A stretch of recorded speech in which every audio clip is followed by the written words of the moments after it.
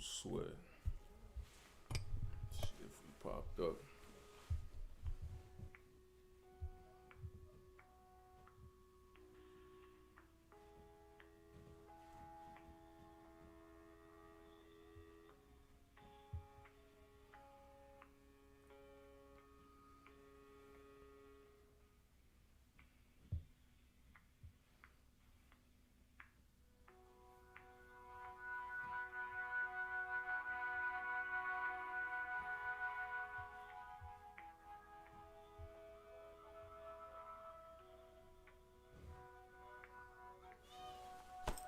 Hey, Shalom, Yahweh Shem, Yahweh Shah Rakathum. My brothers, Yahweh Shemal, the Thun by Hashem, Yahweh Shah, the sisters. Bear with me 1 second. I just want to make sure that we live streaming. You know what I mean? Make sure that we live streaming on all the platforms that I selected. So just bear with me 1 second.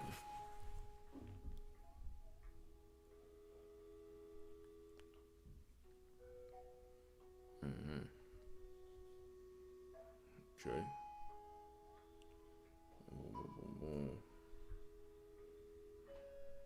Alright, we up here. No sweat. That's live. On that.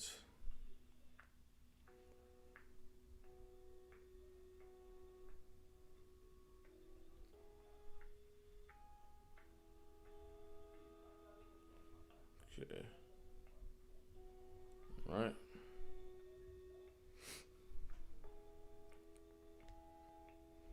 Read this up. Okay. All right. So on Facebook, check it.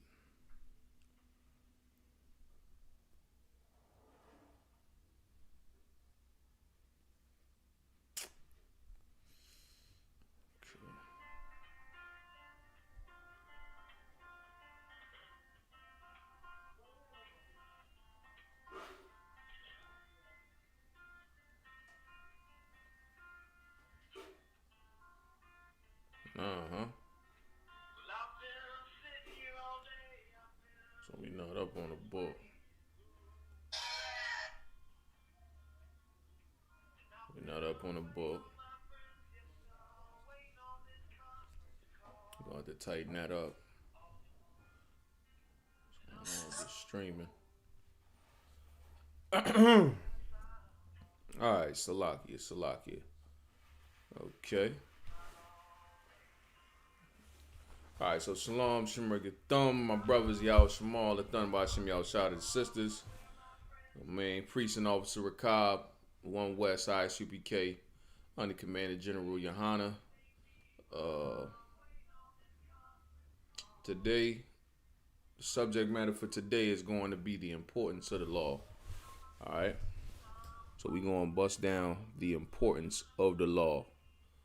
Alright, and why that's something that's important for so-called Black, Hispanic, and Native Indians to understand. All right. So let me just get the scripture real quick, and then we'll get it in. All right. Y'all got any questions? Y'all can put them in the chat, and I'll check them out. All right. Root full one.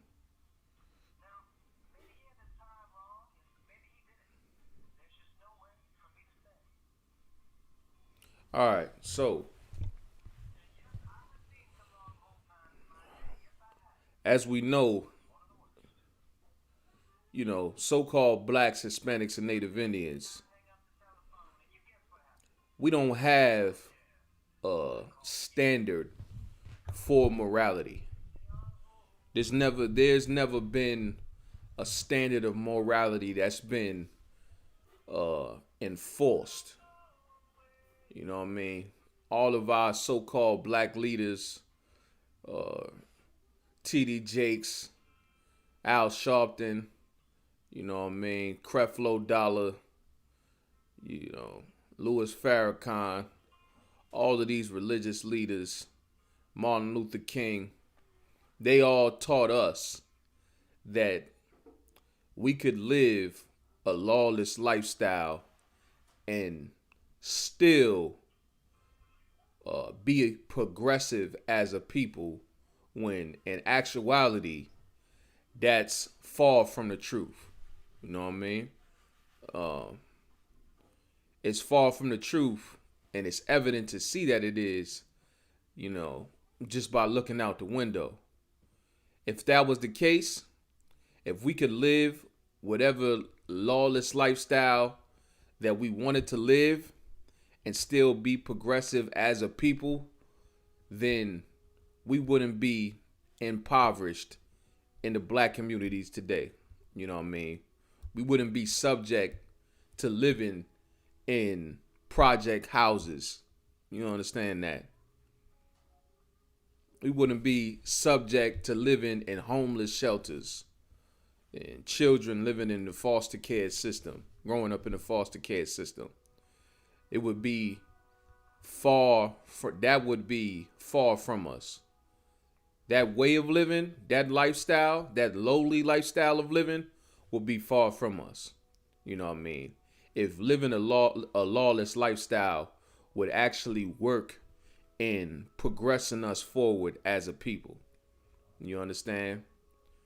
But it's because there is no trust in our communities. There's no trust amongst each other. You know what I mean? Black people don't trust each other. Hispanics don't trust black people. You know what I mean? All around the board, from down to the 12 tribes. All the 12 tribes, you know what I mean? When you look at the laws that's contained inside of these scriptures, which is our standard for morality, you know what I mean, that we strive to achieve inside of Isupk. You know what I mean? Because unlike your religious leadership, unlike your so-called black leadership, we actually understand that in order for our people to be progressive, we have to have a common law that everyone that's a part of our nation is required to abide by.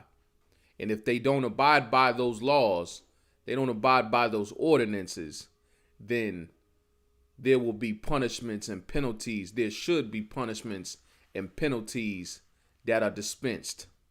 All right? You know what I mean? Just to heal the trust, the distrust that we have toward one another. One law for that, a simple one, which you think, would just be common sense. You think it would just be, a basic understanding of life, which is thou shalt not lie. You know what I mean? So here you have an order, you know what I mean, that says a law that dictates whether you're truthful or you deal falsely with somebody. You know what I mean? It says thou shalt not lie. You understand? Like just to embrace that and embody that and really abide by that, you'll see a drastic change. You know what I mean? Because right now there's absolute distrust that we have towards one another. You know what I mean? You couldn't leave your kids in a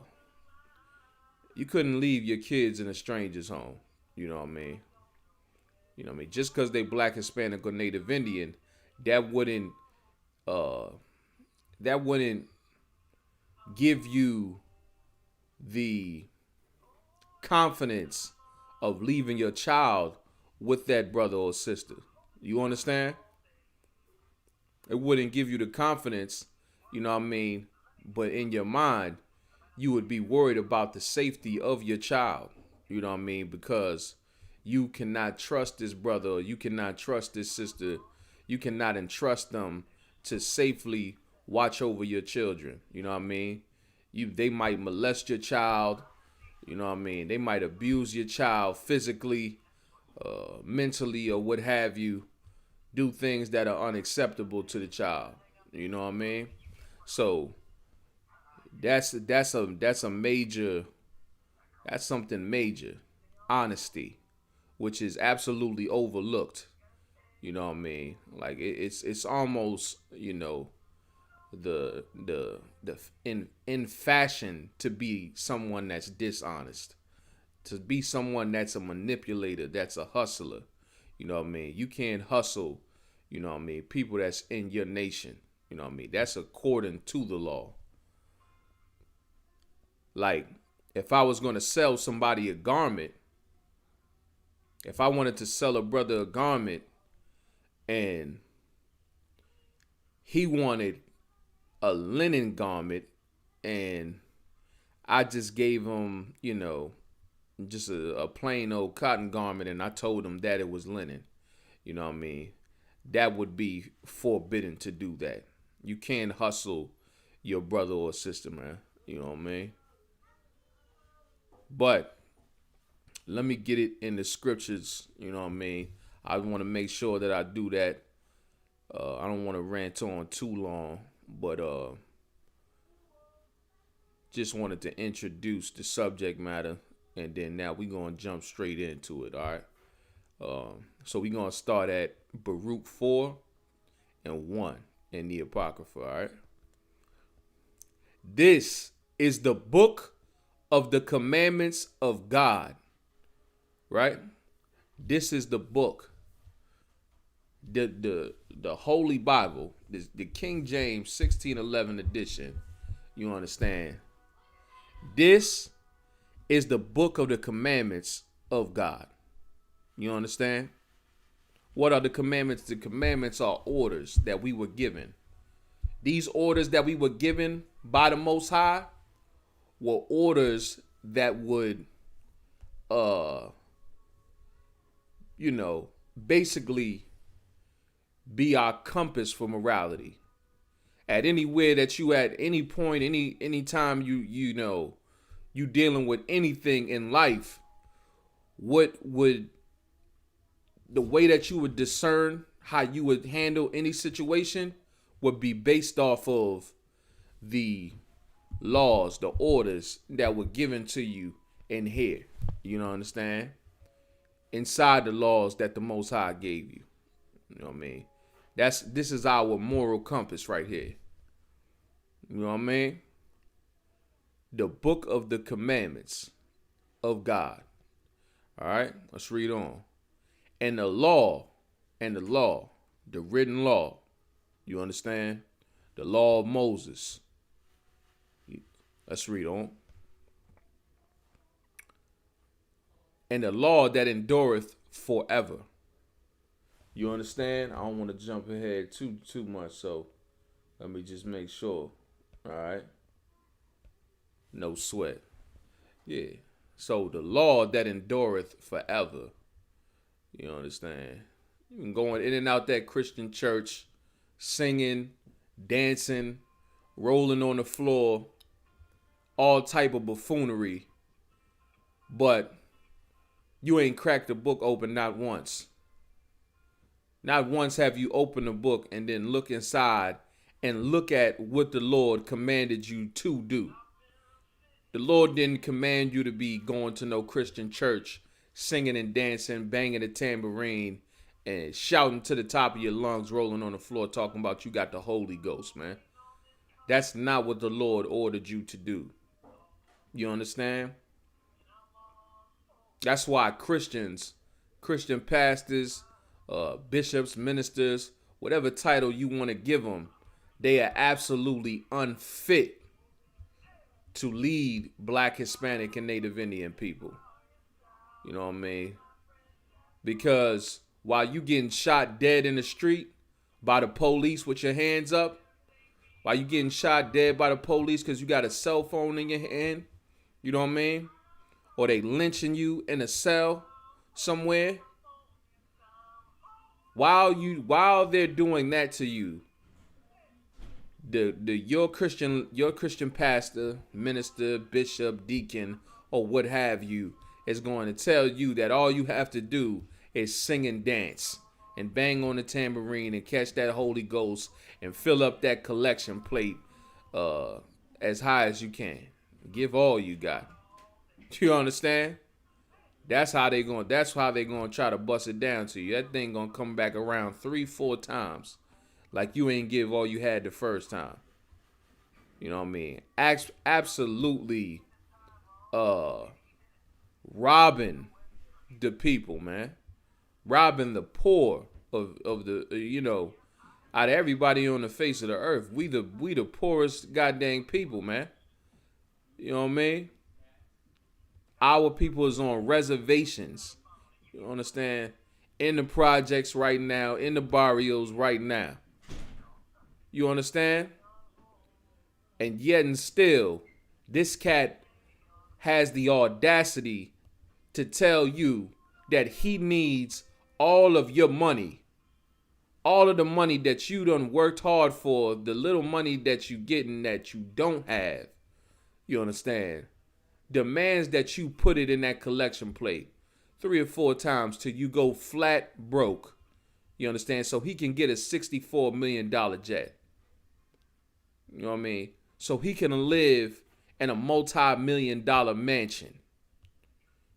All the meanwhile, black people, Hispanic people, and Native Indians are in shelter homes right now. Kids are in foster homes right now. Brothers and sisters that's in that Christian church can't pay their rent right now. Can't pay their bills right now.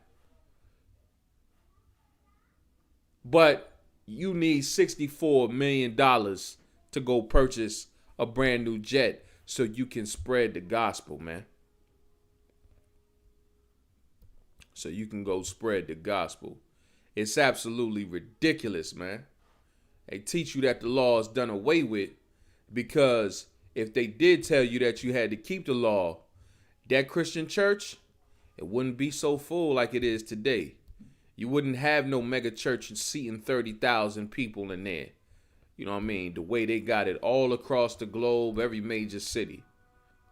That would be unseen. You know what I mean? Because what you're requiring is a black, Hispanic, and Native Indian to have responsibility, to take accountability for what they do, their conduct.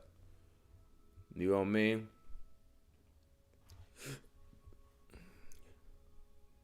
And they know you're not going to do that and come in there and give them the money. They're not going to receive as much money as they could if they told you that the law was done away with. You understand? They tell you the law is done away with. You go out throughout the whole week being a whore, being a liar, being a thief, being a backbiter, gossiping about this one, gossiping about that one. You understand? Y'all come face to face and act like ain't nothing never happened. Like you ain't said a goddamn word about him or her. You understand? Just gossiping about each other. Like females. And females gossip all day. You know what I mean? Being absolutely, wicked, man. And you putting that pork in, you eating that pork, eating that crab, eating that shrimp. You know what I'm saying? And why? Because that Christian pastor ain't teaching you right. You know what I mean? He's teaching you that it's okay to do that. You know what I mean? That's what the problem is. What we got to do as a people is take that blindfold off. You know what I mean? It feel good to have that blindfold on. And be oblivious to what's really going on. And be oblivious to what's really contained inside of them scriptures. You know what I mean? It feels good to be blindfolded, but once you take that blindfold off, then you're looking at them scriptures and you say, dang, I can't eat no pork, crab, shrimp, or lobster, man. I can't be backbiting, gossiping about this one and that one or what have you. I can't be telling no lies. I can't be stealing. I can't be doing this and that. You know what I mean? Now it's like y'all Negroes got too many rules when in reality it's not that we have too many rules. This is just the standard for morality that the Most High set, that is achievable, that He wants you to achieve. You know what I mean? And whoever is professing theyself to be a man of the Most High, a man of the Lord, they should be telling you what the Lord requires. And if they're not, then they're not a man of the Lord. You know what I mean? They after their own heart, they after their own lust, which is all of your money. How about you take some of that 64 million, you understand, and you build some affordable housing for black people? You know what I mean? How about you take some of that 64 million, you know what I mean, and you pay somebody's rent, you know what I mean? You pay somebody's bills. You buy those that hunger food. You know what I mean? You clothe those that don't have any clothes. You know what I mean? The people that the brothers and the sisters that's sleeping outside in the dead of winter on the floors, on the cold concrete floors. How about you take some of that 64 million and buy them brothers and sisters some blankets? You know what I mean? Buy them brothers and sisters some food and some clothes. You understand? That's going to keep them warm or what have you. And try to get them brothers and sisters right. And get them up on their feet. You know what I mean? How about taking the money that you collect and using that money to help your nation? You know what I mean? They won't do it. You know what I mean? Because they traitors. These cats, your so-called religious leaders, they traitors to our nation. You know what I mean? That's who they are. That's the what did the cat say? Martin Luther King. He said that's the content of their character. It's to be disloyal traitors. You understand? And tell you that the law is done away with, man. So they could rob you blindfolded. You understand? Let's read on. All they that keep it shall come to life. All they that keep these, listen, the law endures forever, man. And all they that keep it, every so-called black, Hispanic, or Native Indian brother or sister that keep this law, they gonna come to life. Right now, you think that you alive, but you're not living. You understand? You're alive, but you're not living. You know what I mean? Donald Trump is living his best life. You know what I mean? Your favorite Christian pastor or imam, they living their best life. You know what I mean? They living good. You know what I understand? They destroyed nonetheless too, but they living good. You understand? You are alive. We alive, but we not living as a people. You know what I mean? It's not living. You not living when you are alcoholic, man. That's no way to live. When you are alcoholic, you're dead. Spiritually. This is spiritually talking. This is a spiritual talk. It's saying you are dead when you an alcoholic. You know what I mean? You're dead when you're a whore. You know what I mean? You're dead spiritually when you're a pedophile. You're spiritually dead when you're a homosexual. You understand? You're spiritually dead when you're a murderer. You know what I mean? And common side effects from living that lawless lifestyle that's been instilled in us from our so-called leaders, our so-called leadership, has resulted in various mental illnesses. You understand? You know how many brothers living in the streets right now that's what you call that suffer from post-traumatic stress disorder? You know how many black or Hispanic and Native Indians suffer from depression, which is another mental illness? You understand? Why do you suffer from these mental illnesses? Because you spiritually dead. And you know who you can attribute that to? You can attribute that to your religious leadership. You know what I mean?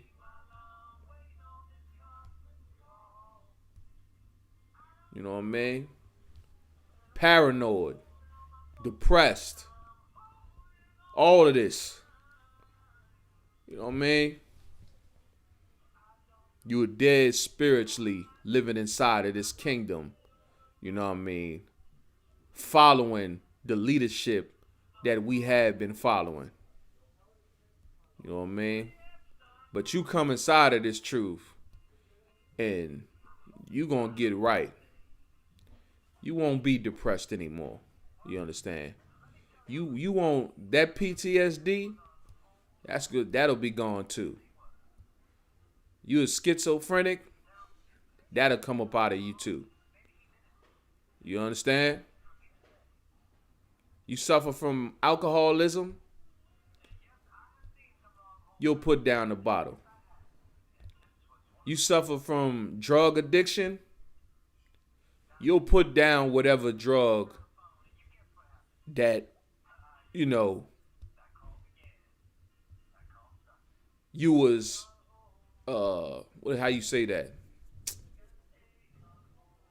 Whatever drug that you were addicted to, you'll put down that too. That's all we'll say on that. You understand? You'll get rid of all of that. You know why? Because when you come inside of this truth, the leadership in here, under command of General Yohana, we're going to teach you that it's unacceptable to be a drug addict, and the Most High requires you to be perfect. Something that you've never heard before. The Lord requires you to be absolutely perfect. He wants you to achieve perfection. You understand? Straight up. And when you come in here, you start keeping these laws, statutes, and commandments, you will definitely feel alive. You're going to live in here. You experience the brotherhood and the sisterhood. You know what I mean? You're going to live inside of here. You know what I mean? These brothers inside of here, they're going to make sure they do the best they can to restore you back to life. You know what I mean? But such as leave it shall die. You leave this truth, you're going to die. You leave it, you come up in here, you get right, you get solid. You know what I mean? You done put down that alcohol. You no longer suffer from alcoholism. You no longer suffer from drug addiction. You know what I mean? Oh, sweat. You know what's going to happen when you leave this truth? When you leave this truth, you're going to die. You know what I mean? You're going to go back to being dead. You're going to go back to having PTSD. You're going to go back to being the paranoid schizophrenic.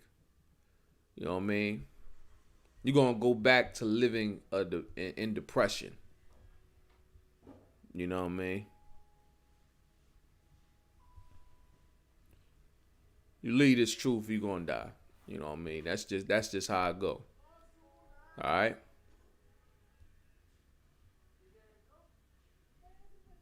Let me see if I want to get any more on that. Bear with me. I'm going to drop that.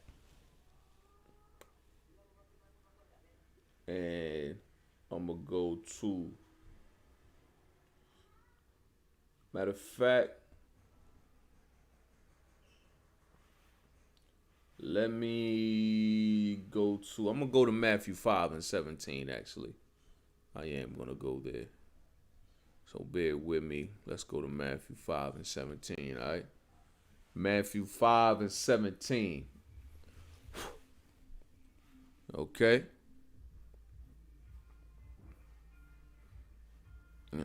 So this is Christ speaking right here. Okay. Christ was a black revolutionary and a brother that was suitable, a brother that was fit to lead a nation of so-called black, Hispanic, and Native Indians. You understand? Christ was fit to do such a thing. And we're going to find out why when we read this. All right? For Matthew 5 and 17, Salakia. Think not, meaning what? Don't think. Don't think this. All right? That I am come. Meaning what? That Christ was sent. His purpose for being here. So don't think that his purpose for being here. Let's read on.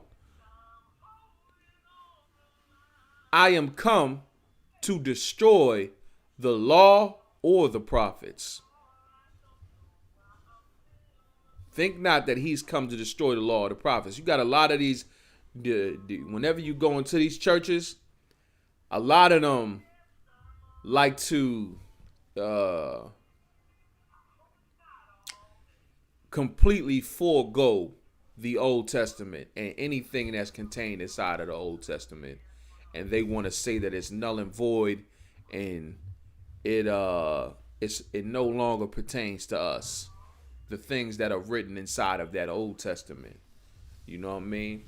Because when you get up in there, when you get to the essence of it all, what you'll find is you will find, these records that, explain, they define the Most High's character. You know what I mean? They show you where the Most High plagued Egypt with many great plagues and destroyed their firstborns. You know what I mean? They showed you where the Most High, sparked a fire in the midst of the Israelites when Moses was leaving Egypt and all of the brothers and sisters that was following him into the wilderness was talking trash about him behind his back. You know what I mean? Set a fire in the midst of the Israelites. Fires burn people. You know what I mean? The Most High did this. The Most High is a man of war. You know what I mean? The first 5 books of Moses containing the law, the written law. You understand? That's why they like to extract that out of the scriptures. Because they don't think they can finesse in that regard. You know what I mean? Because it's plain to see.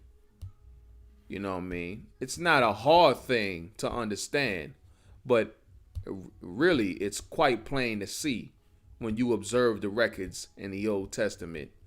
Who the Most High is, how he is, what he requires. You understand?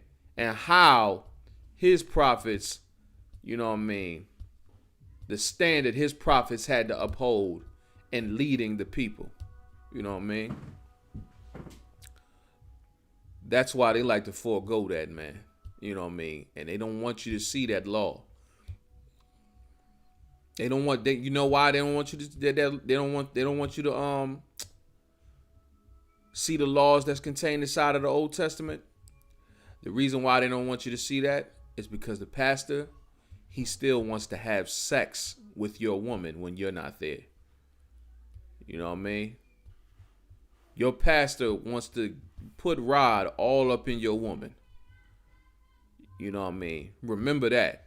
When the pastor tell you that the law is done away with, remember this, that if you leave that man alone with your woman, he doesn't abide by any standard of morality. He is 100% lawless. And if you leave him in the room with your woman and your woman is naive enough, he will stick Rhode in your woman and she'll come back to you and act like nothing ever happened. You understand? The law's done away with. You send your children to that Sunday school, oh, you'll regret it. You know what I mean? You'll find out the importance of having a law. The importance of having laws that our nation is required to uphold. You'll completely understand, the importance of it. And that day, when your child goes to Sunday school and the pastor sticks Rhode in your child, you understand? You don't want the pastor to stick Rhode in your child's mouth or in their behind. You understand that? And if you do let your child go there, you know what I mean? If you do accept the fact that there is no law and you accept that spiel, then you can't get mad because Christ died for our sins, brother. Christ died for our sins. Okay. Well, if Christ died for the sins, are you going to forgive that pastor when he sticks Rhode in your child? Or he stick his Rhode in your woman? I don't think so. You're not going to forgive him in that day. You know what I mean? When the pastor is stealing your money and lying to you, all right, no sweat. That's cool. You know what I mean? Well, you'll see the importance of having a law on that day. You know what I mean? Let's read on. Christ said, this is Christ speaking, Salaki, and I forgot to mention something else. You know what I mean? What they try to, the image, the covering that they try to cover the New Testament with is that Christ came and he did away with the law, and now we have grace. And this grace thing that it's talking about mean that you can do whatever lust that your heart desires and still be right with God and still be right with the king. You know what I mean? That's the whole thing. But 5 chapters in to the New Testament, you can clearly see where Christ is putting to rest that lie. Think not that I am come to destroy the law or the prophets. The prophets that's in that Old Testament, those are the prophets that came before Christ. Christ didn't come to put an end to the law. He didn't come to put an end to the existence of the law. And he didn't come to put an end to the existence of the prophets and what they did. You know what I mean? That's not what he came to do. And he didn't want anybody to get that twisted. You understand? Let's read on. I am not come to destroy. He did not come to destroy. Not come to put an end to the law. Not come to put an end to the Old Testament. But what did he come to do? Understand that? Meaning what? Meaning that Christ came to keep the law. You know what I mean? He came to be that brother to show other brothers, show other sisters how they should keep the law. He was a leader that led by example. Salakia. You understand? Christ was a black leader that led black, Hispanic, and Native Indian people by example. You understand? He didn't go in there and sing and dance and hallelujah or what have you and put on a show and try to pimp you out your money. You know what I mean? But what Christ did was he came and showed you how to be a civilized human being. You understand? Show you how to absolutely be civilized. You know what I mean? That's what Christ came and he did. You know what I mean? Let me see. Let's read on. For verily I say unto you, till heaven and earth pass. Till heaven. What is the heaven talking about? The heaven is talking about the sky.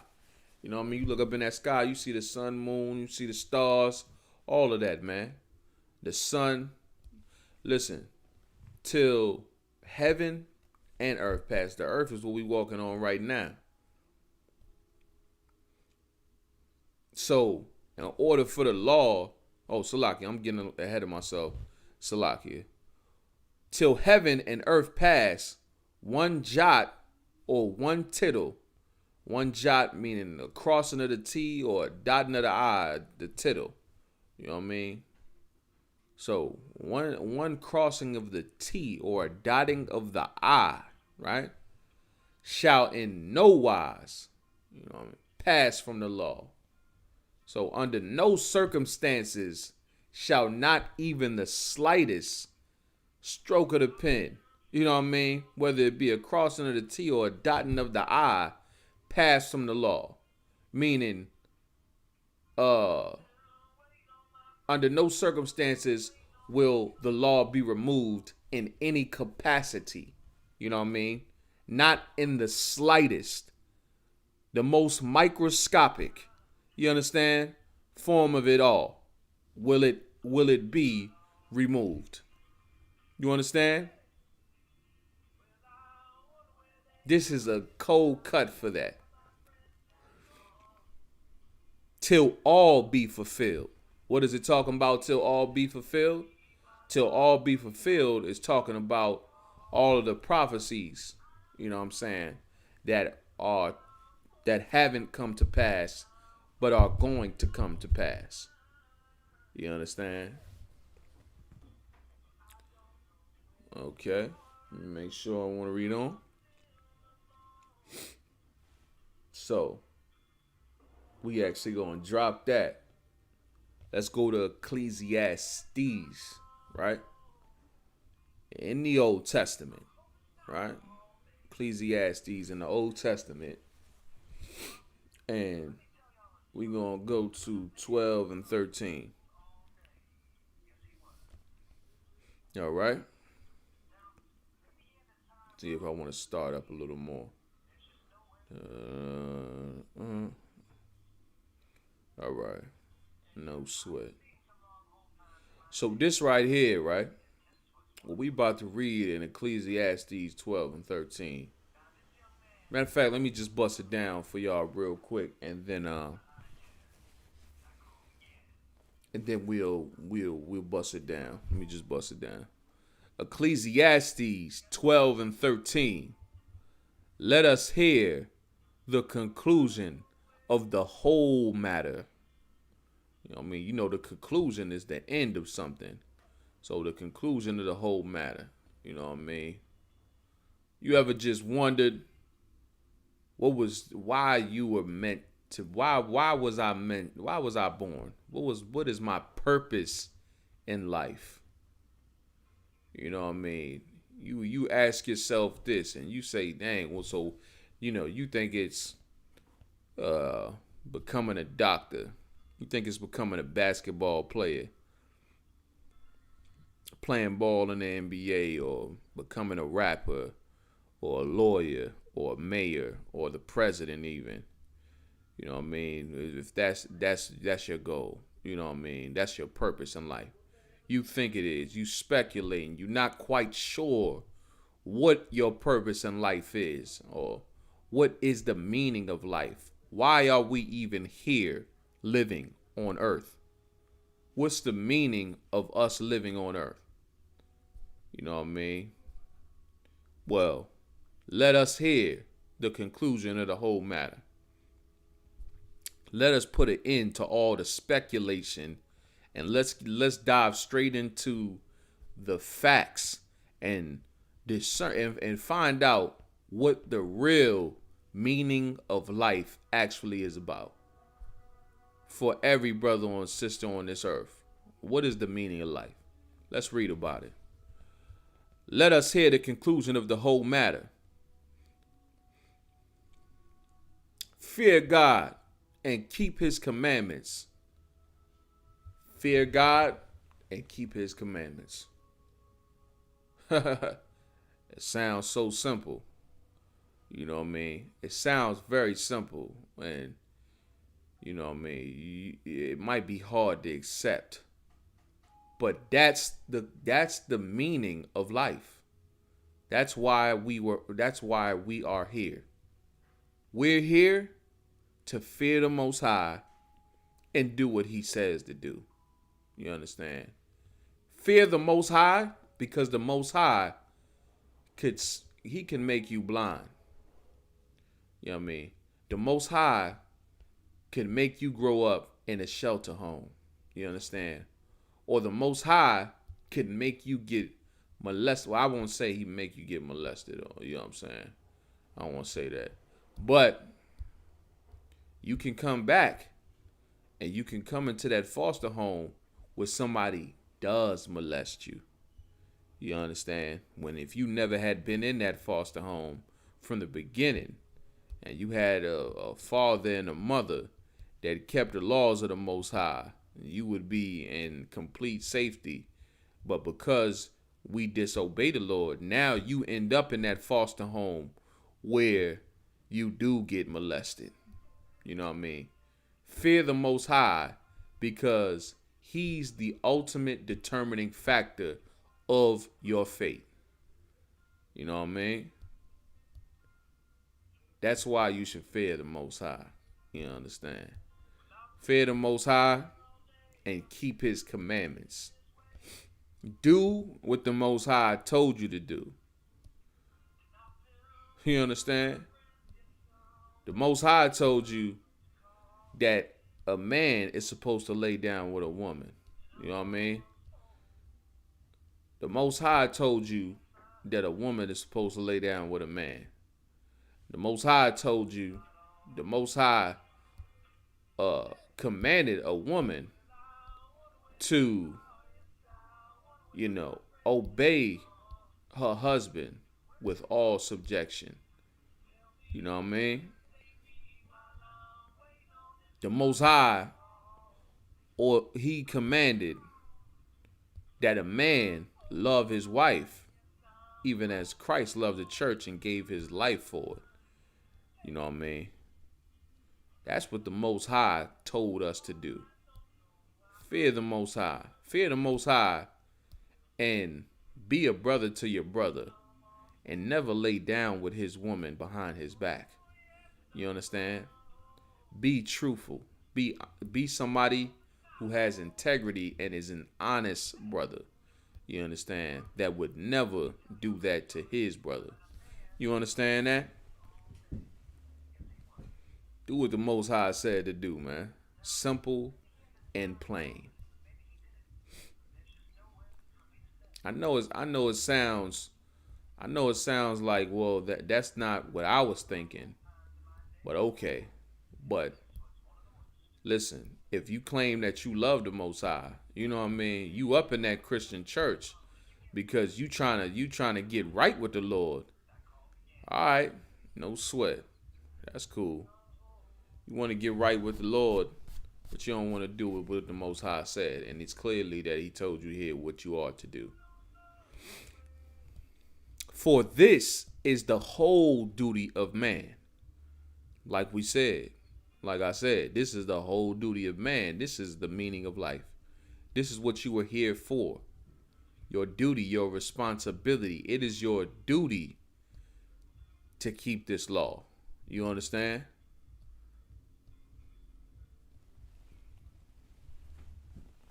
Let's drop that. Let's go to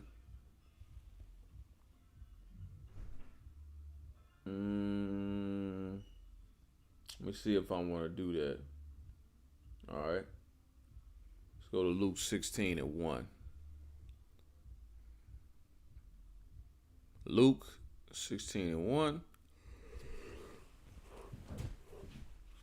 Salakia. Luke 16 and 1. All right. Luke 16 and 1. Oh, bear with me 1 second. Before I grab that real quick. I don't know what just happened. Before I do grab that real quick, let me just make sure and check something right quick. Gotta make sure of it to do this.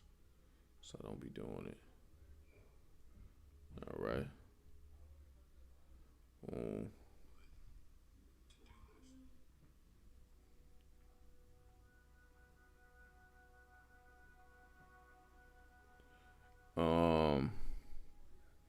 Let's see. Okay.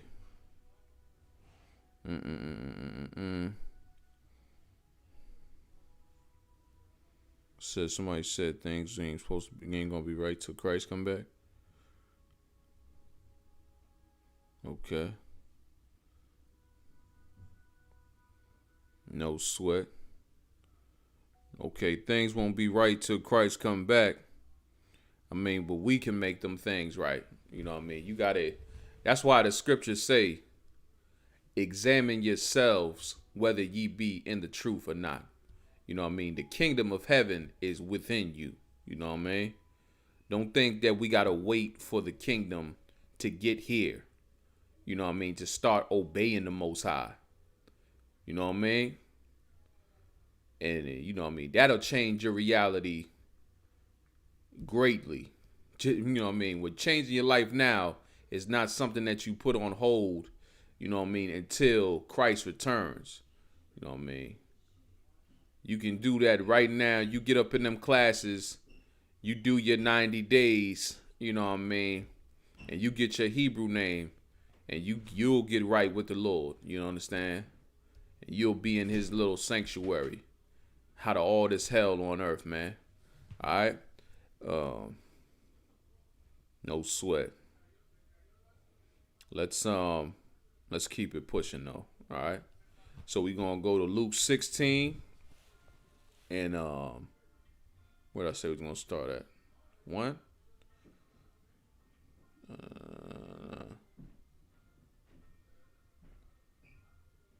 Actually, I'm probably gonna skip this one just because it's so long. Let me just I don't got too much time left, and I got a couple more joints that I want to run down on. So we're gonna skip that, and we're gonna go to 1 John 3 and 4. All right.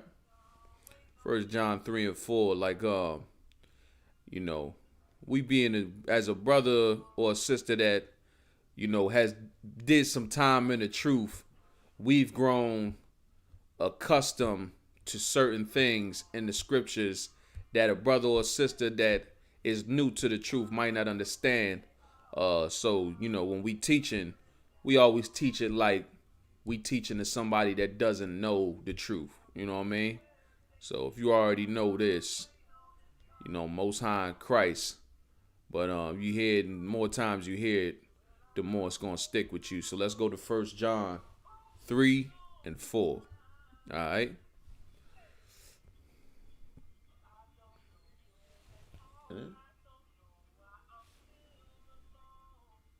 All right, yeah, this is it. 1 John 3 and 4, okay? You know what I mean? We're going to get that. Just to define what a sin, what it's sinning actually is. You know what I mean? Sin is never properly explained inside of the church. If you ask them if it's okay to sin, more than likely they're gonna tell you that it's not good to sin, brother. You understand? But they don't know what it actually means to sin. So, you know what I mean? Let's find out what it means in 1 John 3 and 4, all right? Whosoever committeth sin, you know what I mean? Anybody that committeth sin, right? Transgressive also the law, right? Transgress. What does it mean to transgress? Transgress means to break. So breaking of the law, okay? For sin is the transgression of the law. So what is a sin? A sin is the breaking of the laws that the Lord laid down for us. You know what I mean? So when you do eat pork, crab, shrimp, lobster, you eat that bat soup, you know what I mean? You going to the Chinese spot or what have you, you know what I mean? That's a sin according to the Most High. You know what I mean? When you live in an alternative lifestyle as a homosexual, that's breaking the laws of the Most High, and you are sinning. You know what I mean? When you running your mouth behind someone's back, talking about them, and then you come through and smile in their face, that's a sin against the Most High. You know what I mean? Because you breaking the laws of the Most High. You understand? All of these things. Let me see if I want to read more on that. I probably don't. I'm probably going to keep it pushing on that note. You know what I mean? All of this is going to serve a purpose. Just bear with me. Furthermore, let's go to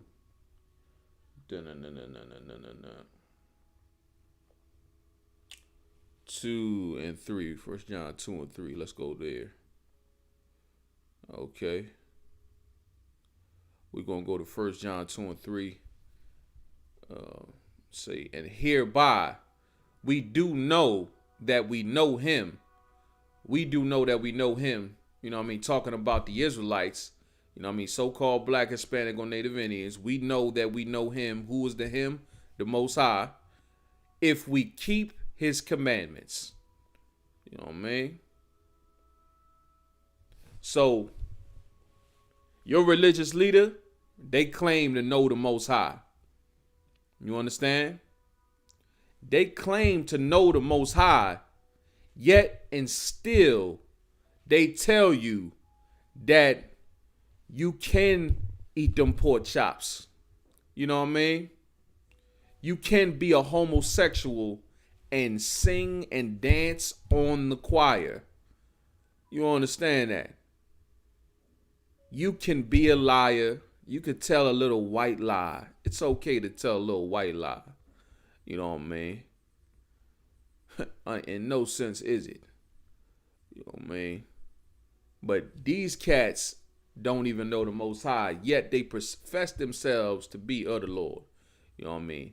Anyone that's telling you this is a clear indicator on how you can discern properly who is a man of the Lord versus who is a false, someone who is falsely claiming to be a man of the Most High. You can clearly determine that by simply just listening to what they say and seeing if what they say to you is in alignment with what the Most High laid down in order for them to even know the Lord. You know what I mean? And they don't know the Lord, man, because keeping the law is too hard, brother. You understand? It's too hard to keep the law. No one can keep the law. That's why you think they try to tell you that immaculate conception garbage, that Christ, the Most High, came down and impregnated Mary. Why you think they telling you that? They telling you that so you'll say, well, whoever kept the law successfully, brother, only Christ was able to keep the law perfectly. You know what I mean? And Christ, you know, because they want you to think that, so that way you could say, well, Christ wasn't a man like I'm a man. You know what I mean? That's why he was able to achieve perfection in the Lord. He was able to achieve that because he was an angel of God. You understand? Listen, brother, we all fall short of the glory. You know what I mean? We're only human, brother. You know what I mean? Well, that ain't what the Lord said, man. The Lord said, and hereby we do know that we know him if we keep his commandments. That's how you know that you know the Most High, man. When you keep his commandments. You know what I mean? And anybody that doesn't keep his commandments or teaches you not to keep them, they don't know the Lord. You know what I mean? And you shouldn't go to them to find out about the Most High because they don't know him. You understand? All right? So, I'm going to drop that. Let's go to Romans 6. All right? Go to Romans 6 chapter. All right? And let's see where we want to start at. We'll start at verse 1. You know what I mean? Because once again, man, they're going to tell you about that grace and how it's so lovely and you can do all the wickedness abundantly as your heart so desire. Why? Because we have grace. I can't tell you how many times I heard that garbage, man. You know what I mean? Christ died because he knew the law was so hard for us to keep. And now we have grace. So we don't have to keep the law anymore. I can't tell you how many times I done heard that mess, man. You know what I mean? Well, if you look around at the condition that we in as a people, oh, man, it's horrible. Surely we need some rules out here. Surely we need some regulations. You know what I mean? But let's read Romans 6 and 1. What shall we say then? Right? So Paul is posing a question here. And he's saying, what shall we say then? So what are we going to say? What are you telling me? Shall we continue in sin? So shall we continue in sin? Now we know what a sin is, right? A sin is the transgression of the law, right? Shall we continue in sin? A transgression of the law that your religious leader tells you it's okay to break because it doesn't even exist anymore. So Paul is asking a question. Shall we continue in sin? Shall we continue breaking the law? Shall we continue aborting our babies 450,000 on a yearly basis? You know what I mean? Should we continue to attempt to assimilate to heathen culture? You know what I mean? Celebrating heathen holidays, man. New Year's, 4th of July, Thanksgiving, Valentine's Day, all of this mess that the Lord clearly prohibited us from doing. Should we continue to sin? You know what I mean? Is that what you telling me? Should we continue to murder each other?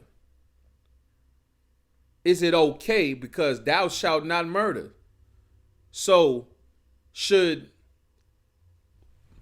the police force be should it be acceptable for the police to utilize deadly force on unarmed Black, Hispanic, and Native Indian men and women? Should that be acceptable? Should we continue to sin? You know what I mean? That grace may abound. Meaning what? Grace, what is grace? Grace is a time period that you have to get your life right. You know what I mean? That's what grace is. But he say that grace may abound. Meaning what? That we'll have grace forever. You think we're going to have grace forever? Which is just a time period to get yourself together? If your lights get cut off, you know what I mean? They'll give you a grace period to get that bread back. You know what I mean? They ain't going to give you that grace period forever. It's not going to be something that's continuous that there is no end to. You understand? But that grace may abound, huh? All right, no sweat. Let's see. Oh, before I do that, right? This is what I want you to understand about grace. You understand? This is what I want you to understand. What we need to understand about what grace truly is. It's like what was said formerly when I said It's a time period to get yourself right. That time period that you have to get yourself right is when you coming into this truth. You understand? That's why if you listen to the end of the class, when we say the announcements, the security announcements, you'll hear where we say a brother or a sister is not permitted to speak, uh, should be saluted only. You know what I mean? Meaning a new brother or sister that comes into the school is to be saluted only. You know what I mean? Yahweh Shem Yahushua Rakatha, Yahweh Shemal Lathabah Shem Yahushua. You know what I mean? They'll be the saluted only. Why? Because the next line tells you they are here to shed themselves of the world. They're here to shed themselves of the world. So while you doing that 90 days to get your Hebrew name, all the meanwhile, what you should be doing is making a respectable effort to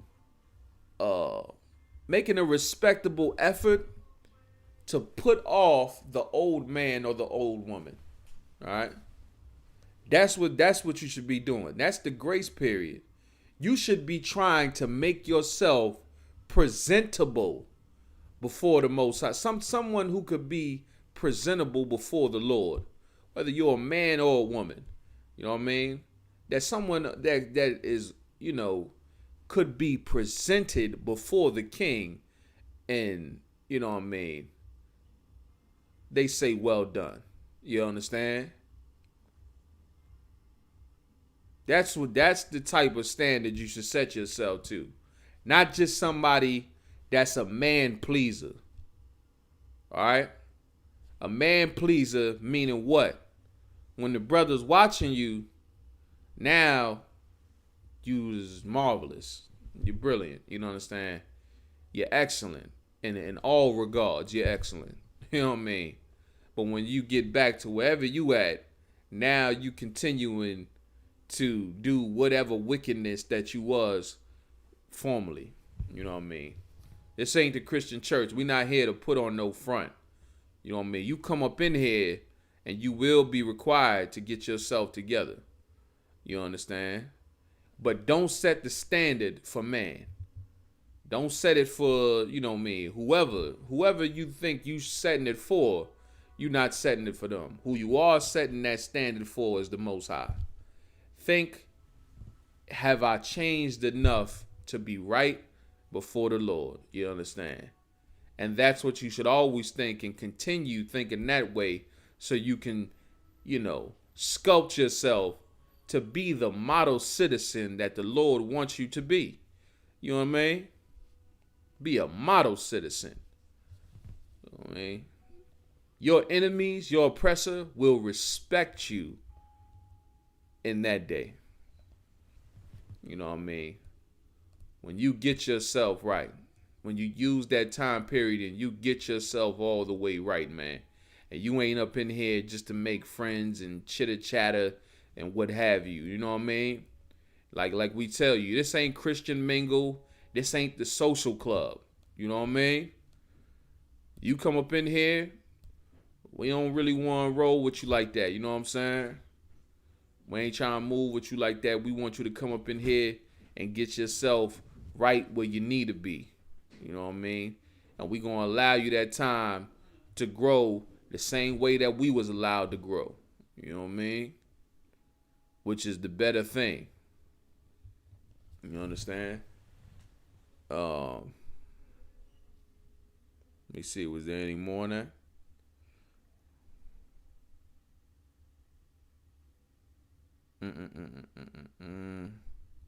Oh, let me see. So he said, let me just read it from the jump one more time real quick. What shall we say then? Shall we continue in sin that grace may abound? Right? Let's read the answer to that question.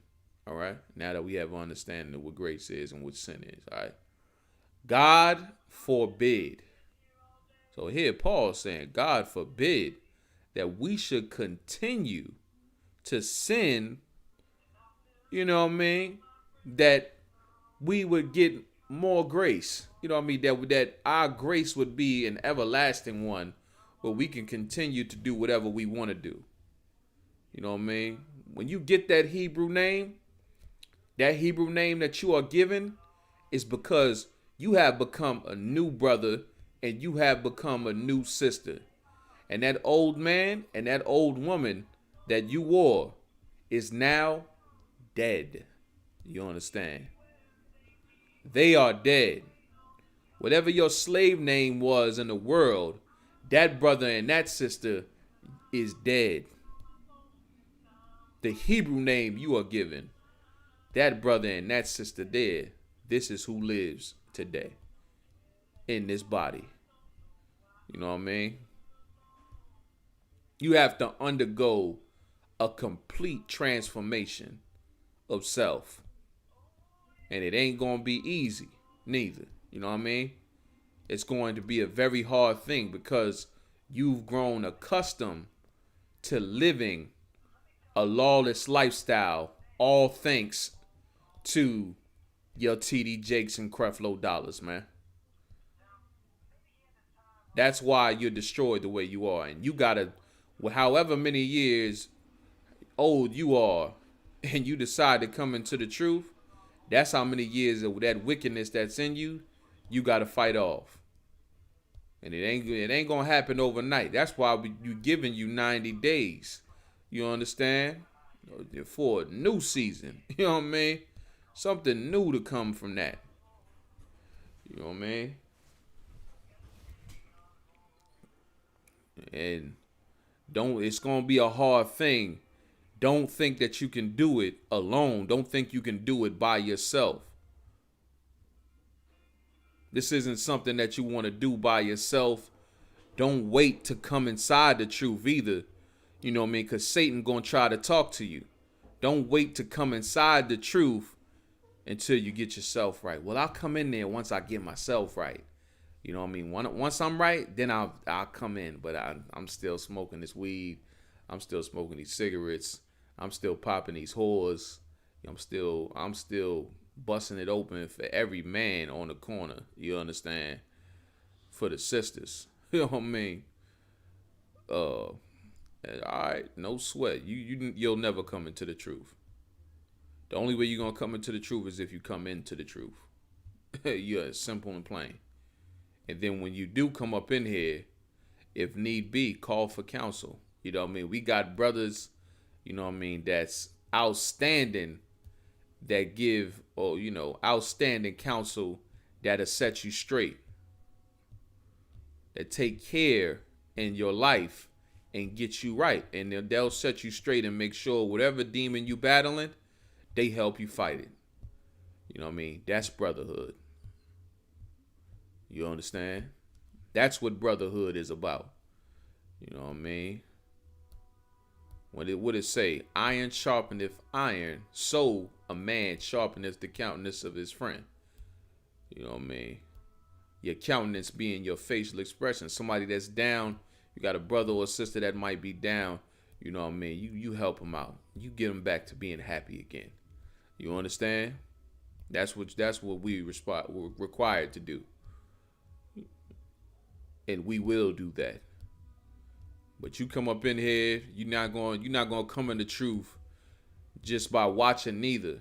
You gotta make sure you get up in them classes, man.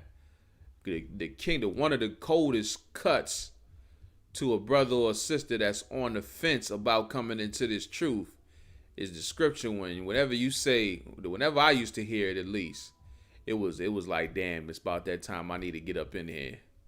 I'm BSing right now. You know what I'm saying? I need to get in this body, man. Whenever you hear the kingdom of heaven cometh not with observation, that's a heavy thing to hear. Get up in them classes. You know what I mean? Make sure y'all get in the classes. Do your 90 days and get your Hebrew name, brother. Do your 90 days and get your Hebrew name, sister. All right. Let me see. Was that it on that I all wanted to do? I'm gonna drop down to 15. Bear with me. What then? Shall we sin? So now Paul is posing the question again. What then? Saying what? So you telling me we should sin because we are not under the law, but under grace? Meaning what? Because we are not under the law. What is the law talking about in this aspect, in this context? The law that's being referred to here is talking about the Levitical priesthood, who were they were given the responsibility to execute the judgment for the Most High for anybody that was breaking the law, whether that punishment be stoning, or you get your guillotine, get your head chopped off, or what have you, put to death in any way, whether it was a death penalty offense or anything, or a fine, or what have you. That's what the Levitical priesthood was there for. You know what I mean? So he's saying, what then? Shall we sin because we are not under the Levitical priesthood? We are not under the law, you know what I mean? But under grace. But we under grace, we had this time period to get ourselves right. So because we had this time period to get ourselves right, and nobody's gonna come in and chop your head off for being a homosexual, you know what I mean? Because nobody's gonna come stone you to death for being an adulterer, should we continue to sin because we have grace? You know what I mean? Well, you look at grace and you say, well, I'm not going to be charged for this law that I break. Because why? Because I'm under grace. I'm still getting myself right. You know what I mean? And that's not the type of mentality that you want to have, which is the reason why Paul is saying it's like, this isn't the type of mentality you're going to have and be someone that comes up in here and successfully transforms their life. You know what I mean? That's not going to happen. If you have the mentality that you need to set is that failure, you understand, is unacceptable. You can't set your standard low and expect to get high results. You have to set your standard high in order to achieve high results. You understand? That's why when cats tell you that we can't keep the law, you automatically are destroying yourself, because you setting your standard low. You understand? And you really setting your standard at nowhere, because you saying that I can't even do it. You have the mentality of someone who's a quitter. You saying I can't even do this. This can't be done, versus someone who's saying it can be done and I'm going to do it the best I can. You know what I mean? So here you starting off on the floor and you just going to live low for the rest of your life because you right there on that ground. You know what I'm saying? And you're not trying to go above the ground. And then now you got somebody who set they standard up here.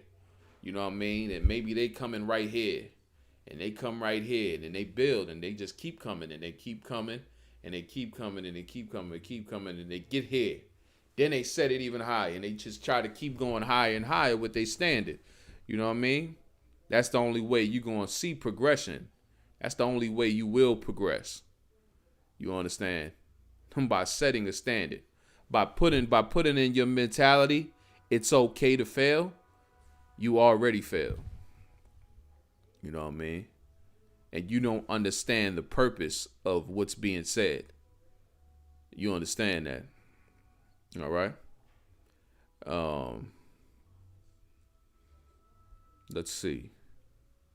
I want to read on. What was he at? 15, right? 15. Okay. I won't read it. I'm probably going to skip that one. But yeah, but let me just finish reading it. Say, but under grace, God forbid. You know what I mean? Meaning no. Most High forbid that. Meaning we don't want the Most High to allow that type of mentality in here. You know what I mean? Y'all could take that wherever you going with that. Keep that somewhere else. But in here, that's not how we get down. You know what I'm saying? We get down in a whole different fashion. We set ourselves to a standard. You know what I mean? One that is very high. You know what I mean? We aspire, the standard is perfection, and to the same extent that the king was perfect. That's who we model ourselves after, is the king. Yahweh Shai, Jesus Christ. You understand? Salakia. That's who we model ourselves after. And when you follow after a man that is so great, you know what I mean, you will become great. If you follow after a man that is nothing, you will be nothing. You know what I mean?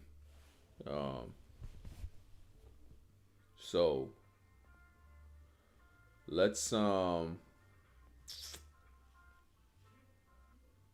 drop that, right? See if I want to do that. Matter of fact, let me go to Matthew 10 and 28, and then getting into how we be dropping the truth. Why we drop the truth the way we do. All right. Matthew 10 and 28. All right. All right. 10 and 28.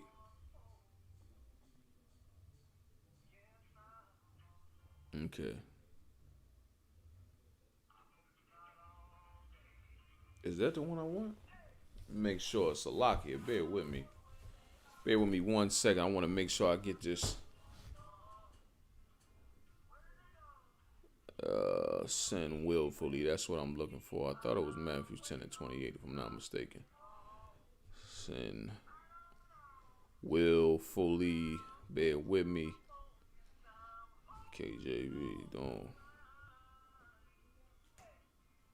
Come on. Matthew's 10. No, Salak. That's what it was. Hebrews 10. Salakia. Hebrews 10, and let's see if we start at verse 26, all right? Hebrews 10 and 26, right? 10 and 26. Let's start at 26. Okay. There it goes right there. All right, no sweat, no sweat. All right, here we go. Hebrews chapter 10, verse 26. For if we sin willfully, meaning if you breaking the law willfully, like you know, well, let me actually just finish reading on before I get ahead of myself. I don't want to do that. For if we sin willfully, after that we have received the knowledge of the truth, meaning what? So you come into this body, you know what I mean? You find the ISUPK, you coming to the class because the ISUPK is the only truth. We are the only ones who have the truth, you know what I mean, of when it comes to these records. You know what I mean? Everybody else does not, and that's a fact. So when you come up in here, right? And the reason why you came up in here is because you heard the truth. You heard the brothers on the corner giving you an identity that nobody has ever given you. And you found out that you are the greatest people on the face of the earth. You found that out. You found out that you have the greatest heritage on the face of the earth. So great, they want to take it from you and they want to steal it from you and take it for themselves. You know what I mean? And have it for themselves. They want to steal your whole identity and culture because you are so great. You know what I mean? You find that out. You find out I'm the greatest people on the earth. Is that what you're telling me? You come up in here and then you find out the truth and you find out that these brothers are the real priests and prophets of the Lord, and they telling you the truth. They teaching you what's lawful and unlawful according to our records, according to what the Most High laid down for us to observe. You understand? And to abide by.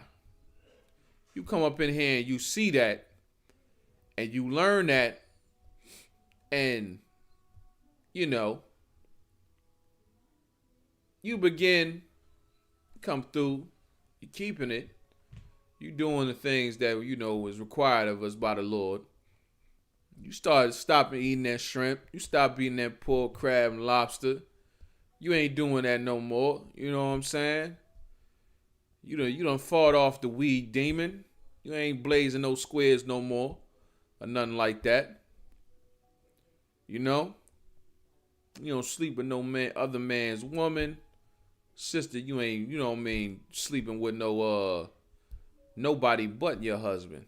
You understand? Maybe you fought off the homosexual demon. You know what I mean? You fought off all of that and you came and you found the truth. And then, at some point in the game, you just said, man, bump this truth, man. I'm about to, I need to hit this blunt. You know what I mean? That sour diesel smells excellent. You know what I mean? You know what I mean? You start thinking like that, and then you smoke that blunt. You go to the club and you popping whores. You know what I mean? Since you going to the club and you being a whore. Shoot, just to get in the club, just to be a whore when you come out the club. You understand? Good night. Brothers told me some horrible stories about what goes on in the club for a sister to get in the club for free. You know what I mean? Dang, they got to pound. Let everybody pound it out. Blow everybody's rod just to get in the club. All the bouncers, all the securities, blowing all the rod, getting pounded by all the security. Then, once they get in the establishment, brother, you think you getting, you know what I mean? You going in there with that, you about to get you a bad sister out the club. And you about to go all up in her. And lo and behold, she just had 3 rods in her mouth and 2 in her behind. You know what I mean? Good night. You know what I mean?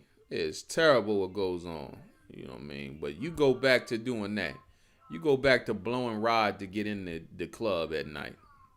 You understand? You go back to bending over to get in the club at night. You know what I mean? All right. Oh, sweat. You know what I mean? But if you sin willfully after you receive the knowledge of truth, guess what? There remaineth no more sacrifice for sins. You know what I mean? Christ died for the old man. Christ died for the old woman. You know what I mean? He didn't die for the new man. He didn't die for the new woman. So all of those things you did in your past before you came into the truth and got your Hebrew name, Christ died for all of that. You know what I mean? Then you come up in here, you know what I mean? Christ didn't die for that though. You know what I'm saying? When you come in here and then now you sinning willfully, you doing it on your own accord. Like, well, I'm just doing whatever. It doesn't matter to me no more, man. You know what I'm saying? I'm just do what I want to do. Christ didn't die for that. You understand? Christ died for that old man. He died for whoever you was in your past lives. Whatever your slave name was, he died for that brother. He died for that sister. And once you become new again, now he expects you to, return that favor and be who the Most High called you to be. You know what I mean?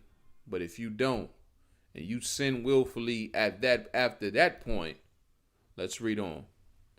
There remaineth no more sacrifice for sins. There remaineth no more sacrifice for sins. You know what I mean? That's it. Now you have to pay for whatever you done. You know what I mean? After the fact, after you come into the truth, now you have to pay for those things that you've done. Whatever it may be, you know what I'm saying? You have to pay for it. You understand? You'll receive punishment for those things that you do now. All right? Let's read on. But a certain fearful looking for of judgment and fiery indignation which shall devour the adversaries. You know what I mean? So meaning what?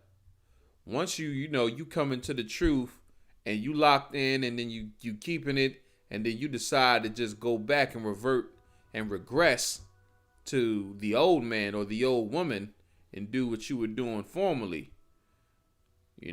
Now, because you have the truth and you have the understanding, you will be looking for judgment and fear. You know what I mean? When you spark that blunt now, you're going to say, dang, oh man, what the Most High going to kill me for this? You know what I'm saying? You're going to be expecting to die. You're going to expect to get in the car and, get in a car crash, get in a major car accident, and be, on the highway and die. You know what I mean?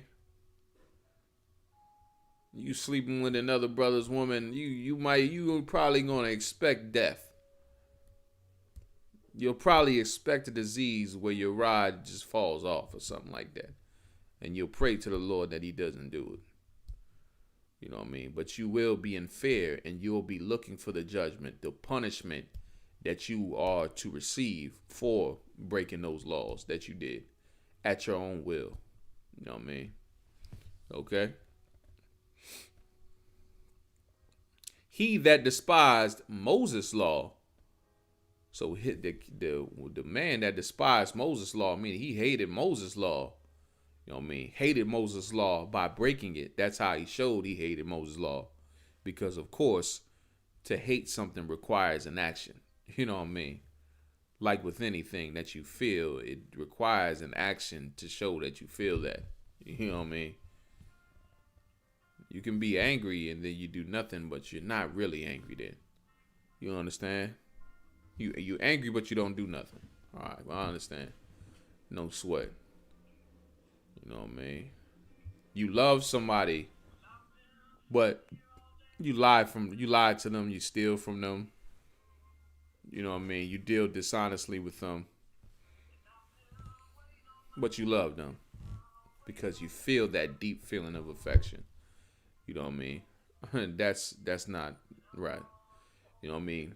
They hated it, Moses' law, when they showed it with their actions by breaking his law. You understand? That's how they despised Moses' law. So he that despised Moses' law, right? Let's read on. Died without mercy. Meaning what? There was a death penalty offense that came from disobeying Moses. And there was no mercy. You know what I mean? There was no sympathy. You know what I mean? Them priests come and kick your door in, and they chop your head clean off without any remorse. You know what I mean? You could do all the pleading and begging that you desired.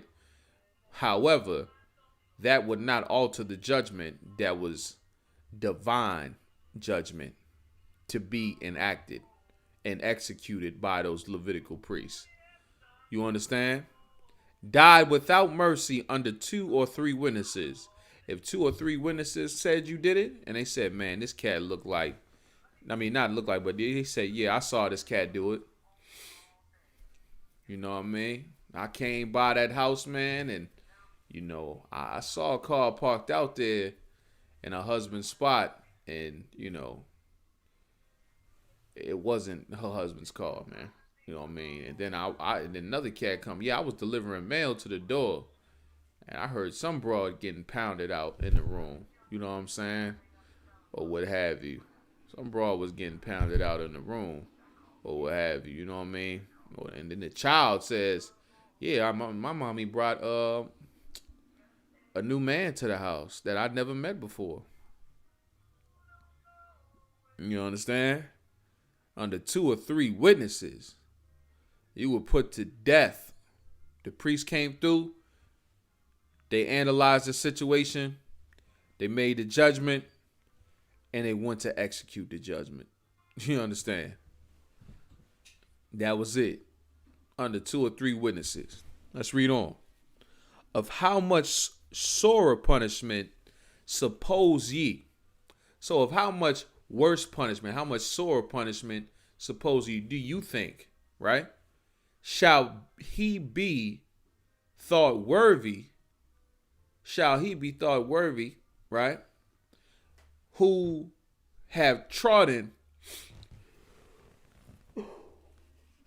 Salakia. You know what I'm saying? That was that brotherhood, man. You know what I'm saying? Salakia. Akim, held it down for Purim out there in New York. It was solid. Brotherhood was strong, man. We was up all night. You know what I mean? Brothers dwelling in unity. But to get back to this, of how much sore punishment suppose ye shall he be thought worthy who have trodden under foot the Son of God, and have counted the blood of the covenant. The blood of the covenant is the promise. The blood of the covenant is the blood that Christ spilled, for that. Wherewith he was sanctified. We all got cleaned in this truth, you know what I mean? But we was filthy and disgusting before the Most High. We found this truth and we tightened up, you know what I mean? Because of the sacrifice Christ gave for us, you know what I mean? We was able to do that and come back before the Lord, you know what I mean? And we got clean and all that. An unholy thing, and have done despite unto the Spirit of grace. You have done despite, you've done in opposition to the Spirit of grace. You know what I mean? You wasn't in the right spirit with the grace. But how much sore punishment do you think that you would suffer, you know what I'm saying, if you piss on what Yahushua died for, that being you. You understand? So the Lord didn't destroy you. Yahushua died for that. So how much sore the punishment do you think would be if you pissed on what Christ died for and regressing back to the old man or the old woman versus being the new man or the new woman that the Lord called you to be, and that Christ gave up his life being an innocent man gave up his life so you could become and be accepted back before the Lord. How much sore punishment do you think? How much worse do you think it would be at that point when the Levitical priests would come through and they just kick your goddamn door in for 2 or 3 witnesses that said you did something? You know what I mean? They didn't see you do, but they heard 2 or 3 witnesses and they said you did the thing, and they came and took you out. Let's read on.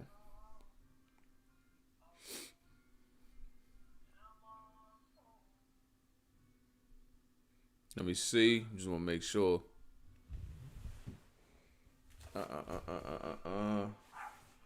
Straight like that. Let's see. Yeah, we got like a dub left. You know what I'm saying? Like 15 more. Let me see which one I want to pull. Let's go to Luke 4. Hold on, make sure. Luke the 4th chapter, right?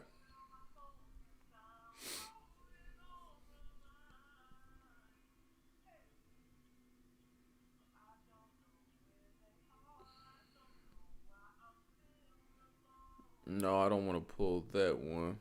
I want to get Luke 4. Oh, okay. This is what I do. All right.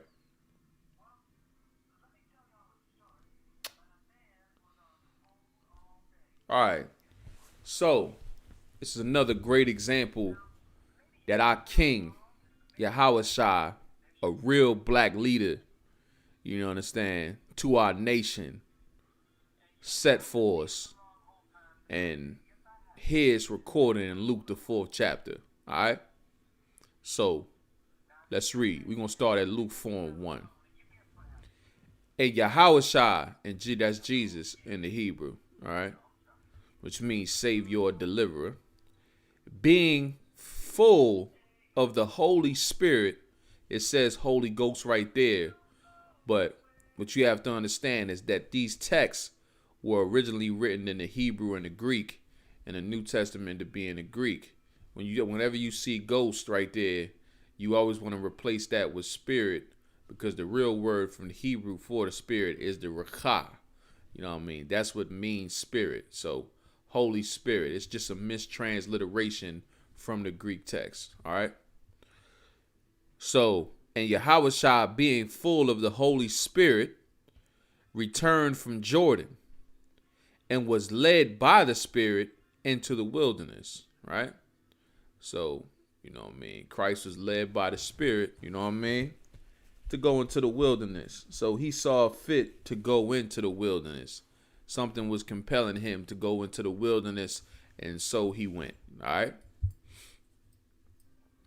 Being 40 days tempted of the devil. You understand? So Christ went into the wilderness and Salakia. Let me read it one time. Being 40 days tempted of the devil, and in those days he did eat nothing. So Christ went on a 40-day fast. You know what I'm saying? He did a 40-day fast, and during his fast, he was being tempted by the devil. You know what I mean? The devil, in this context, don't get it twisted. This isn't talking about a physical being. This is the devil that whispers in all of our ears. There's a devil that whispers to you in your ear, and he talks to you.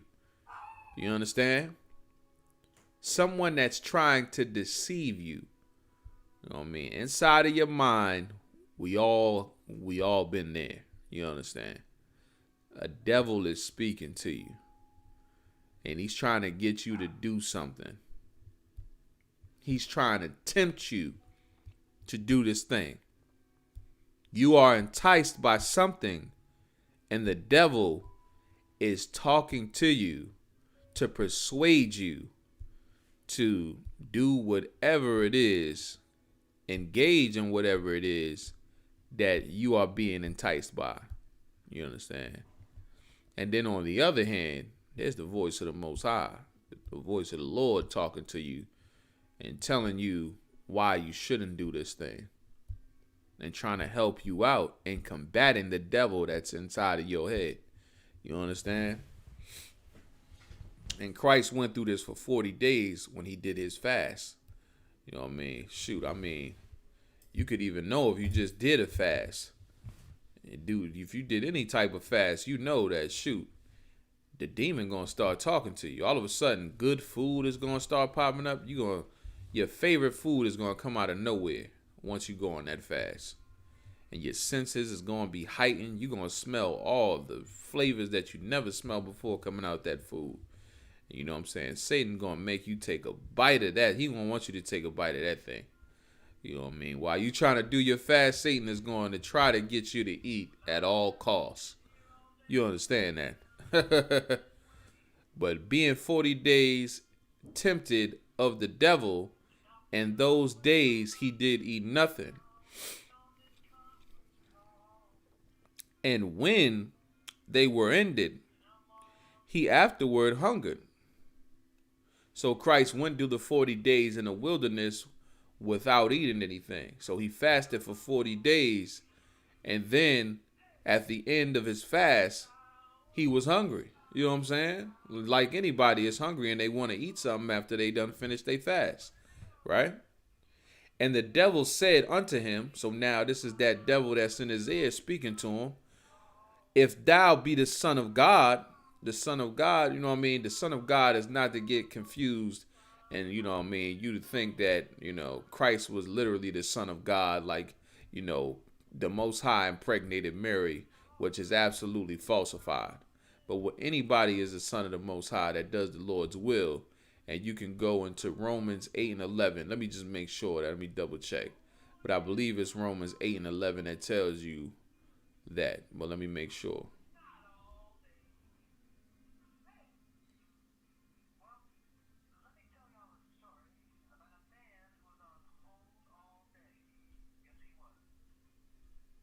Make sure it's lucky. That's not it. But the scripture, I'm gonna paraphrase it for you for time's sake.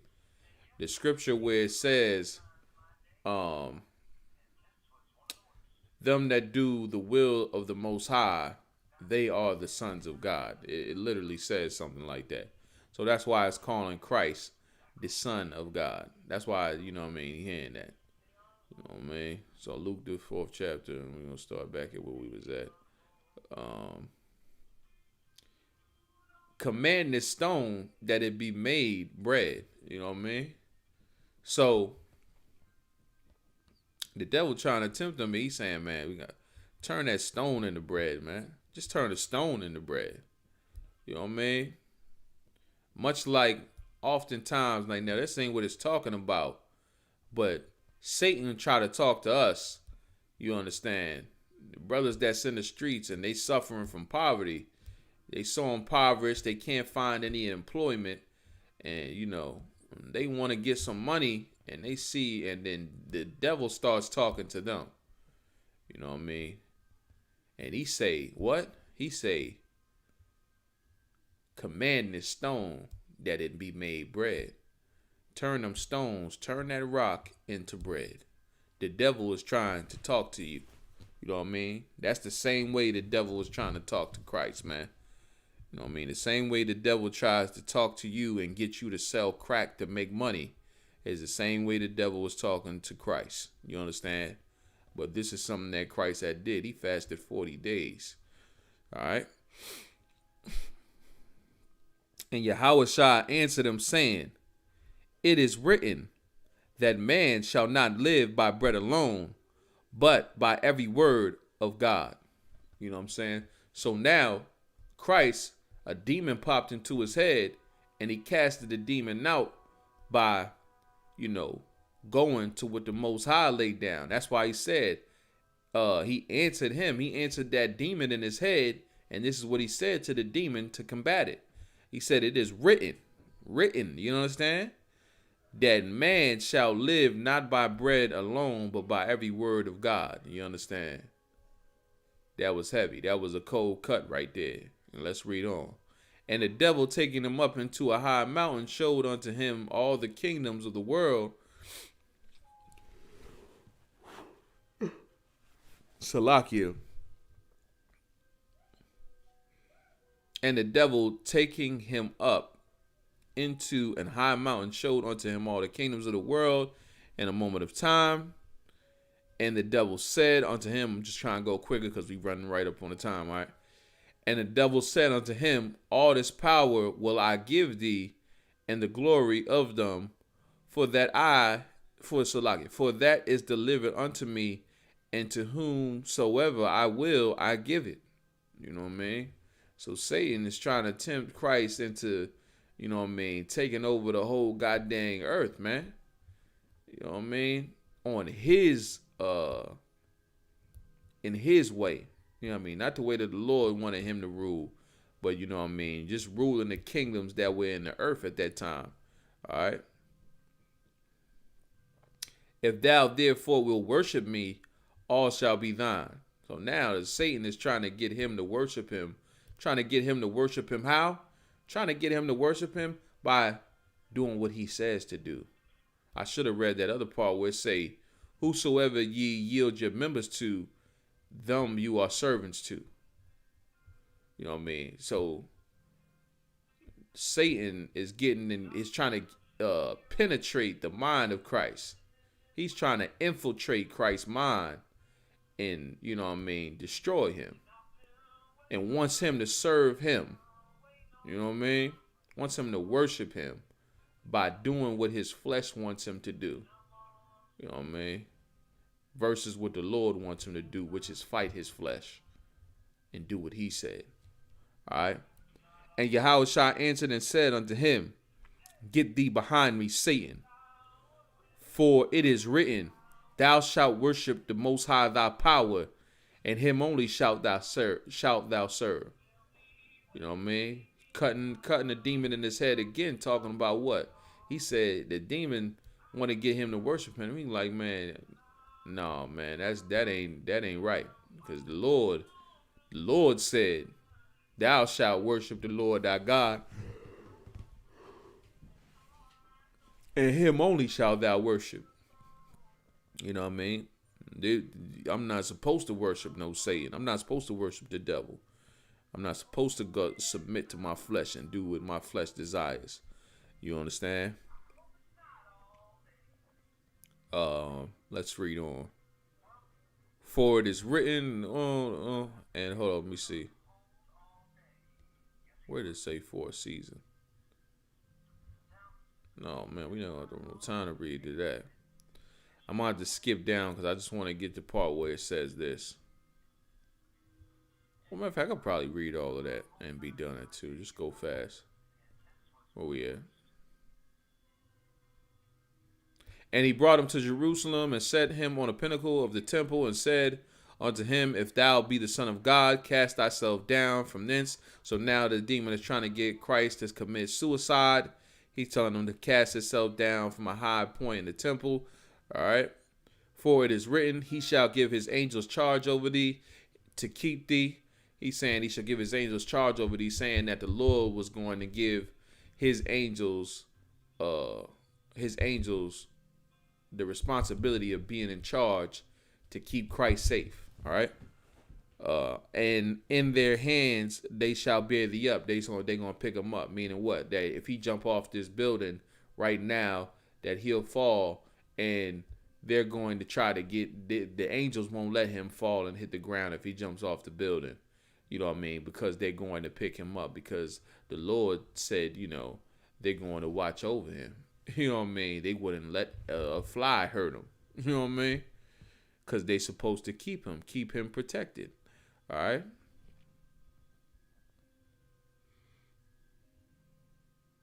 And then it shall bear thee up, lest at any time thou shalt dash thy foot against the stone. Like we said, man, they were supposed to protect Christ and make sure that he doesn't get harmed.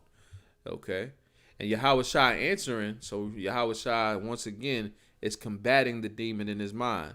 Said unto him, it is said, thou shalt not tempt the Most High thy power. Thou shalt not tempt the Lord thy God. You understand? Like, let me just make sure. Yeah. Thou shalt not tempt the Lord thy God. You understand? Like, Christ understood these things, and that's why he was able to combat Satan. You know what I mean? And he went on that fast, and he resisted his flesh and the things that he needed, which is food and water to live. You know what I'm saying? And he resisted those things. You know what I mean?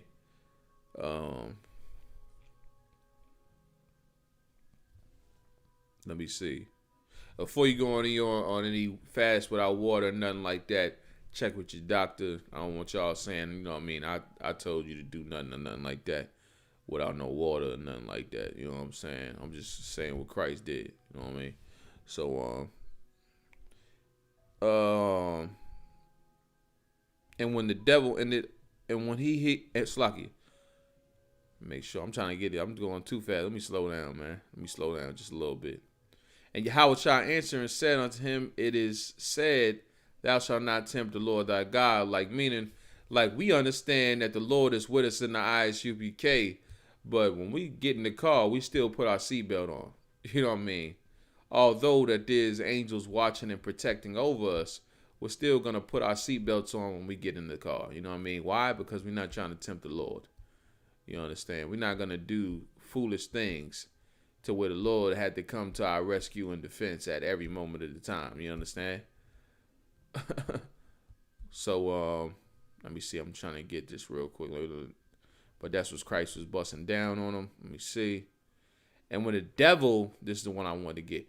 And when the devil had ended all the temptation, he departed.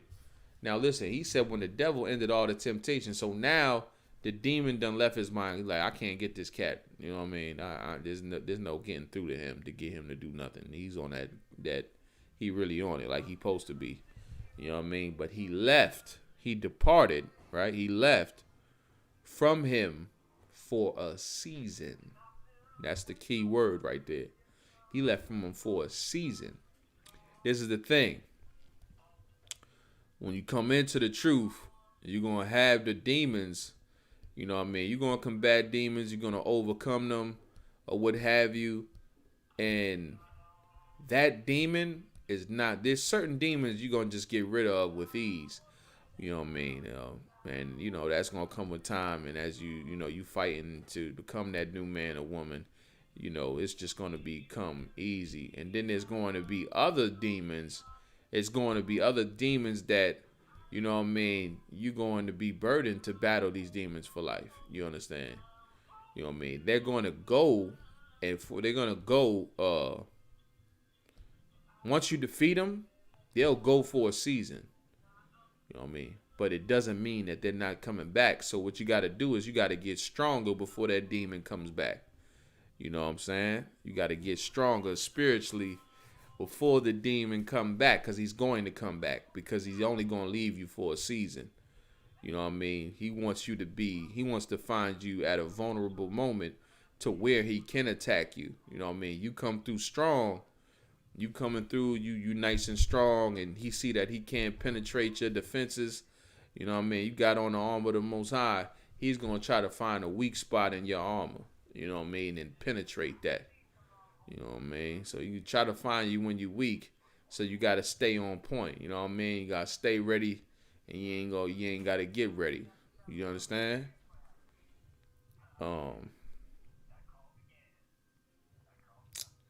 Let's see. So yeah, right? So that's pretty much it. I'm probably going to have to clip it at that, though. Definitely going to have to clip it at that. We right up on the time. You understand? So, with that being said, Shalom. Yahweh Hashem Yahushua Rakathum. My brothers, Yahweh Shemal Lathan Bahashem Yahushua, my sisters.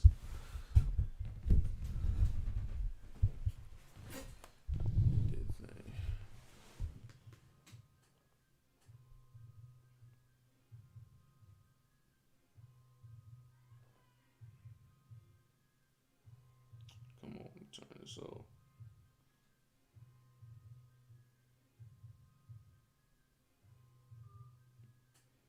Alright, we got that clip. Stand.